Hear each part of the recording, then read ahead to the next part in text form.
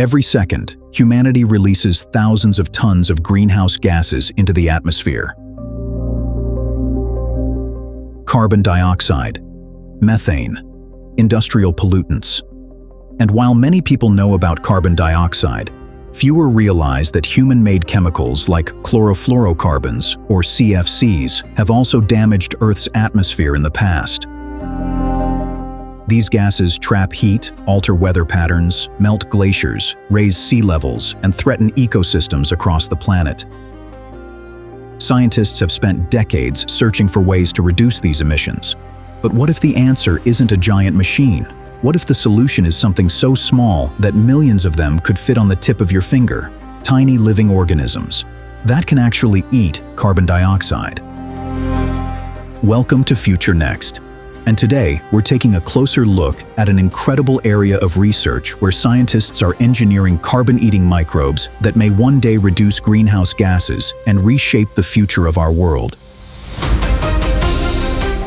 To understand why this research matters, we first need to understand the problem. Earth's atmosphere acts like a protective blanket. Without it, our planet would be far too cold to support life. But when greenhouse gases accumulate, that blanket becomes thicker. Heat that would normally escape into space becomes trapped. This process is called the greenhouse effect. Carbon dioxide is the largest contributor to human-caused global warming. Every year, billions of tons of carbon dioxide enter the atmosphere from power plants, factories, transportation, and land use changes. For over a century, we've relied on fossil fuels to power civilization. The result has been incredible technological progress, but it has also come with a growing environmental cost.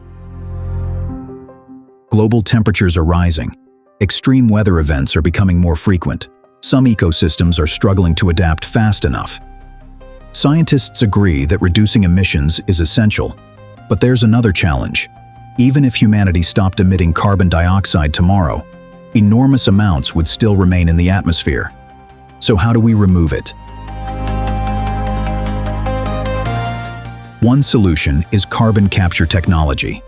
These systems pull carbon dioxide directly from the air. The idea sounds simple, but in practice, it's difficult and expensive. Building machines large enough to process Earth's atmosphere requires vast amounts of energy and resources. So scientists began asking a different question. Instead of building entirely new machines, could nature already have a solution? After all, nature has been managing carbon dioxide for billions of years. Trees absorb it, plants use it, ocean organisms rely on it. But among Earth's countless life forms, researchers discovered something extraordinary. Certain microbes don't just tolerate carbon dioxide, they thrive on it. Microbes are among the oldest life forms on Earth. They existed billions of years before humans. And over that vast stretch of time, they've evolved remarkable abilities. Some microbes consume methane, some survive in boiling water, others live deep underground without sunlight. And now scientists are studying microbes that can absorb carbon dioxide and transform it into useful substances. These organisms use chemical processes that convert carbon dioxide into organic compounds. In simple terms, they take a climate problem and turn it into a resource. Researchers are also engineering microbes to become even more efficient. Using synthetic biology and genetic engineering, scientists can redesign microbial systems to capture more carbon than nature originally intended. It's like upgrading nature's own carbon recycling system, and the possibilities are enormous. This is where things become truly exciting. Imagine a factory. Instead of releasing carbon dioxide into the atmosphere, it captures those emissions. The captured carbon is fed into bioreactors filled with engineered microbes. The microbes consume the carbon and convert it into valuable materials.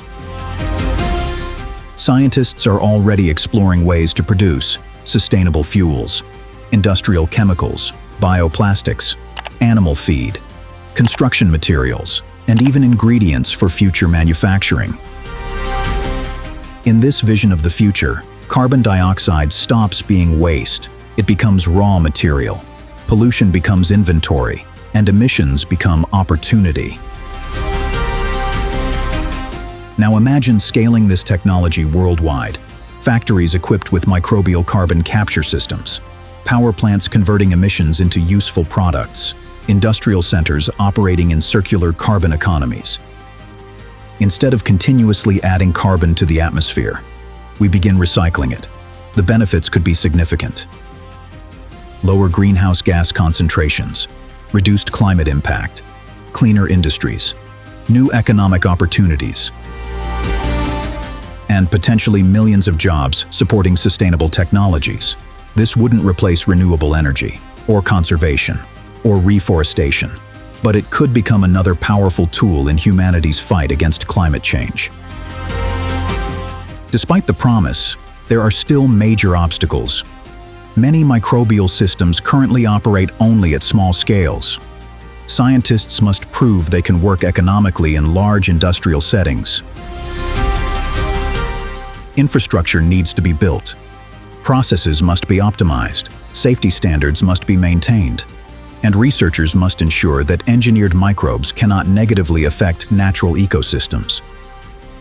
Like many breakthrough technologies, success isn't guaranteed, but progress is happening every year, and researchers around the world are pushing the field forward.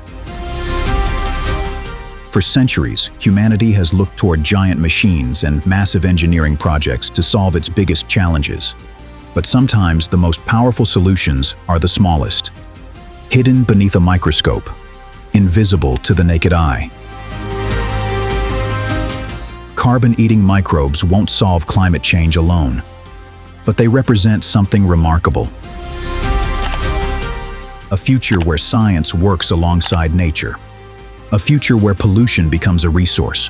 A future where the waste we create helps build a cleaner world. And perhaps one day, the organisms that changed Earth's atmosphere billions of years ago could help save it once again. What do you think? Could carbon-eating microbes become one of the most important technologies of the future? Or are there risks we should be concerned about? Let us know in the comments, and don't forget to subscribe for more science and future technology documentaries. Before you go, I just want to say thank you for watching. Creating videos like this takes a lot of time and effort, and subscribers motivate us to keep making more future-focused content. If you enjoyed this video and want to see more ideas about technology, Earth, and the future of humanity, consider subscribing. Your support really does make a difference. Thanks for being here, and I'll see you in the next video.